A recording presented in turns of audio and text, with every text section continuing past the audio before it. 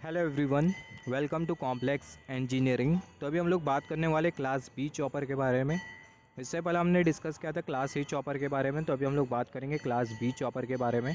तो जो class B chopper होता है वो एग्जाम्पल होता है स्टेप अप चॉपर का। तो सबसे पहले आप देखो, जो क्लास बी चॉपर है उसकी जो सर्किटरी होगी वो आपको कुछ इस तरीके से मिलेगी।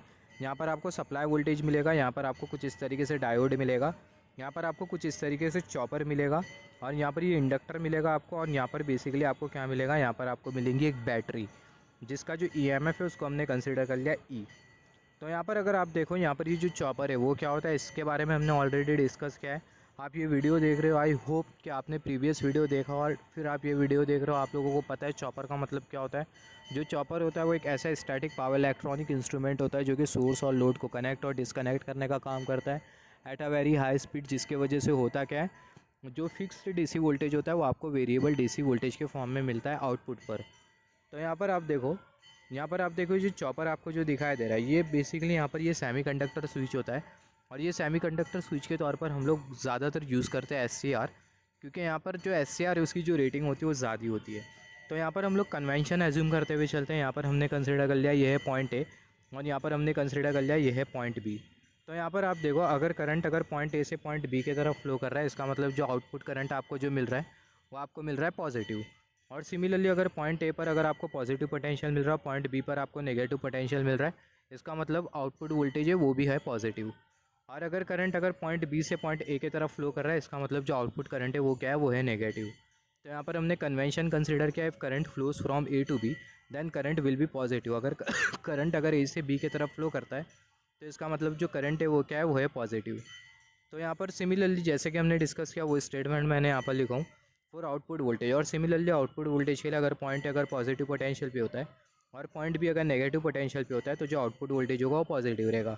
जैसे कि मैंने आप लोगों को बोला, अगर पॉइंट ए पॉजिटिव पोटेंशियल पे और पॉइंट बी अगर नेगेटिव पोटेंशियल पर रहता है, तो ऐसे केस में जो आउटपुट वोल्टेज है वो पॉजिटिव रहेगा।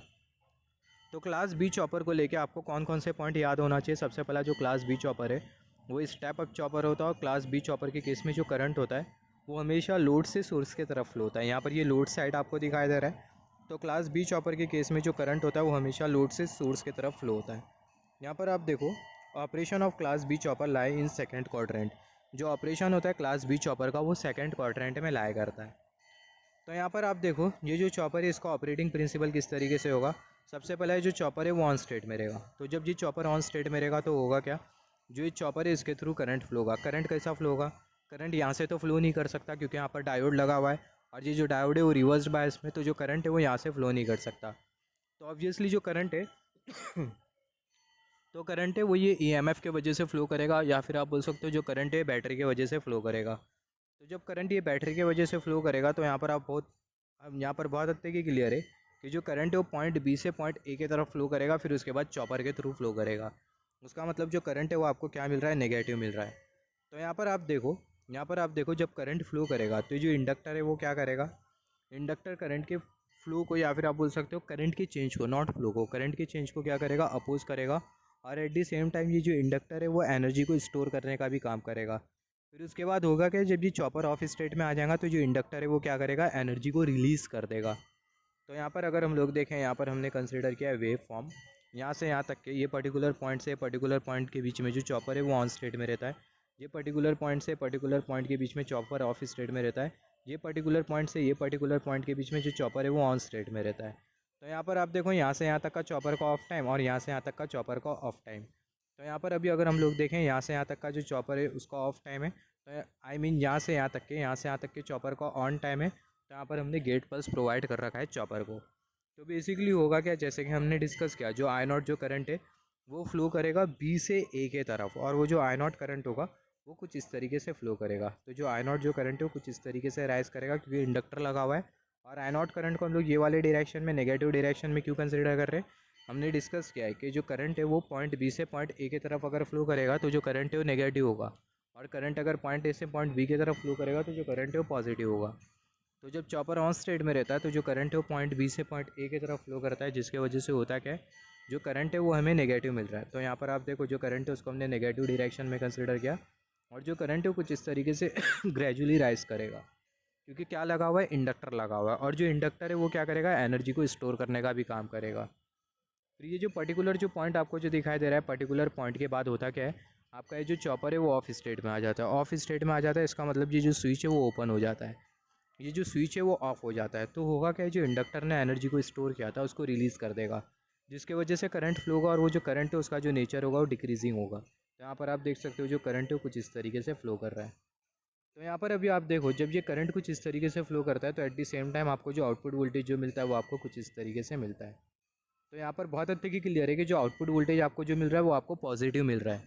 और यही रीज़न की वजह से होता क्या है, जो क्लास बी चॉपर है उसका जो ऑपरेशन है वो सेकेंड क्वाड्रेंट में लाया करता है। सिमिलरली यहाँ पर आप देखो जो पर्टिकुलर जो पॉइंट आपको जो दिखाई दे रहा है, ये पर्टिकुलर पॉइंट से अगेन जो चॉपर है वो ऑन स्टेट में आ जाएगा। तो जब चॉपर ऑन स्टेट में आ जाएगा तो ये स्विच क्लोज हो जाएगा, तो ये बैटरी की वजह से जो करंट जो फ्लो करेगा वो अगेन बी से ए की तरफ फ्लो करेगा। तो जो करंट है उसको हमने यहाँ पर कुछ इस तरीके से शो किया, करंट कुछ इस तरीके से फ्लो कर रहा है और जो करंट है वो ग्रेजुअली राइज कर रहा है क्योंकि लगा हुआ है इंडक्टर। फिर उसके बाद आप देखो ये पर्टिकुलर पॉइंट पर जो करंट है वो अपनी मैक्सिमम वैल्यू तक पहुँच जाता है। फिर उसके बाद होता क्या है, पर्टिकुलर पॉइंट पर जो चॉपर है वो ऑफ हो जाता है। तो जब चॉपर ऑफ हो जाता है तो जो इंडक्टर है वो एनर्जी को रिलीज़ करता है, जो कि स्टोर किया था जब इंडक्टर के थ्रू करंट फ्लो कर रहा था और जब ये चॉपर ऑन स्टेट में था। तो जो इंडक्टर जब एनर्जी रिलीज़ करता है तो करंट फ्लो होता है और वो जो करंट का जो नेचर होता है वो डिक्रीजिंग नेचर होता है। तो यहाँ पर हम लोग देख सकते हैं करंट कुछ इस तरीके से फ्लो करता है। और एट द सेम टाइम जब चॉपर ऑफ स्टेट में रहता है तो आउटपुट वोल्टेज आपको कुछ इस तरीके से मिलता है। यहाँ पर आप देखो एक बहुत इंपॉर्टेंट पॉइंट है, when chopper is in of state, जब चॉपर ऑफ स्टेट में रहता है तो जो इंडक्टर होता है वो एनर्जी को रिलीज़ कर देता है जैसे कि हमने डिस्कस किया। और तभी आपको जो आउटपुट वोल्टेज जो मिलता है वो किसके बराबर में होता है, ये जो बैटरी का जो ईएमएफ है वो, बैटरी का ईएमएफ जो है वो, और जो इंडक्टर के अक्रॉस जो वोल्टेज है LdI/dt वो। मतलब ये जो जब चॉपर ऑफ स्टेट में रहता है तो इंडक्टर एनर्जी को रिलीज़ कर देता है और यहाँ पर ये जो इंडक्टर के अक्रॉस जो वोल्टेज है जिसको हमने कंसिडर किया LdI/dt, और यहाँ पर ये जो बैटरी का जो ईएमएफ है ई, या फिर आप बोल सकते हो बैटरी का जो वोल्टेज है ई, जब आप ये दोनों को ऐड कर देते हो तो आपको क्या मिलता है, आपको मिलता है आउटपुट वोल्टेज। इसका मतलब क्या है कि जो आउटपुट वोल्टेज है वो सप्लाई वोल्टेज के कंपैरिजन में ज़्यादा है, आउटपुट वोल्टेज सप्लाई वोल्टेज के कंपैरिजन में ज़्यादा है। इसका मतलब आपका जो चॉपर है वो कौन सा चॉपर है, स्टेप अप चॉपर है। तो यहाँ पर आप देखो ये जो सेम जो वेव फॉर्म है इसको हमने यहाँ पर कंसिडर किया। यहाँ पर अगर हम लोग देखें, यहाँ पर और एक दो पॉइंट हमने नोट डाउन किया है। During on state of chopper current is flowing from B to A and during off state current is flowing in the same direction. तो यहाँ पर अभी आप देखो, यहाँ पर आप देखो जब चॉपर ऑन स्टेट में रहता है तो जो करंट है वो पॉइंट B से पॉइंट A की तरफ फ्लो करता है जैसे कि मैंने आप लोगों को डिस्कस किया था थोड़े टाइम पहले। और जब चॉपर ऑफ स्टेट में रहता है तो भी जो करंट है वो सेम डायरेक्शन में फ्लो करता है। तो यहाँ पर आप देखो इसके वजह से होता क्या है, so in both the cases current is negative. तो दोनों केसेस में आपको जो करंट जो मिल रहा है वो नेगेटिव मिलता है क्योंकि जो करंट है वो B से A की तरफ फ्लो कर रहा है। Due to this reason the operation of class B chopper lie in second quadrant. ये रीज़न की वजह से जो क्लास B चॉपर है उसका जो ऑपरेशन है वो कौन से क्वाड्रेंट में लाया करता है, सेकंड क्वाड्रेंट में लाया करता है।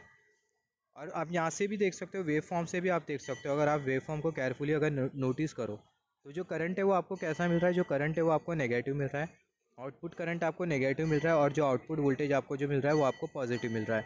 अगर आप ये वेव फॉर्म को केयरफुली नोटिस करो, आउटपुट करंट नेगेटिव मिल रहा है और जो आउटपुट वोल्टेज आपको जो मिल रहा है वो पॉजिटिव मिल रहा है। तो यहाँ पर आप देखो, यहाँ पर हमने कंसिडर कर लिया एक्सिस, यहाँ पर ये वाई एक्सिस और यहाँ पर ये एक्स एक्सिस। यहाँ पर ये ओरिजिन के राइट हैंड साइड में आपको आउटपुट करंट की पॉजिटिव वैल्यू मिलेंगी, ओरिजिन के लेफ्ट हैंड साइड में आपको आउटपुट करंट की नेगेटिव वैल्यू मिलेंगी। फिर उसके बाद ये ओरिजिन के नीचे आपको आउटपुट वोल्टेज की नेगेटिव वैल्यू मिलेंगी, ओरिजिन के ऊपर आपको आउटपुट वोल्टेज की पॉजिटिव वैल्यू मिलेंगी। तो यहाँ पर आप देखो जैसे कि हमने डिस्कस किया, जो आउटपुट वोल्टेज है वो पॉजिटिव है तो यहाँ पर हमने एक पर्टिकुलर पॉइंट कंसिडर कर लिया, और जो आउटपुट करंट है वो नेगेटिव है तो यहाँ पर हमने एक पर्टिकुलर पॉइंट कंसिडर कर लिया। दोनों ही पॉइंट को अगर हम लोग मिलाएं तो हमें एक एरिया मिलेगा और ये जो एरिया है वो सेकंड क्वाड्रेंट में लाया कर रहा है। और यही रीज़न की वजह से जो क्लास B चॉपर है उसका जो ऑपरेटिंग प्रिंसिपल है वो सेकंड क्वाड्रेंट में लाया करता है।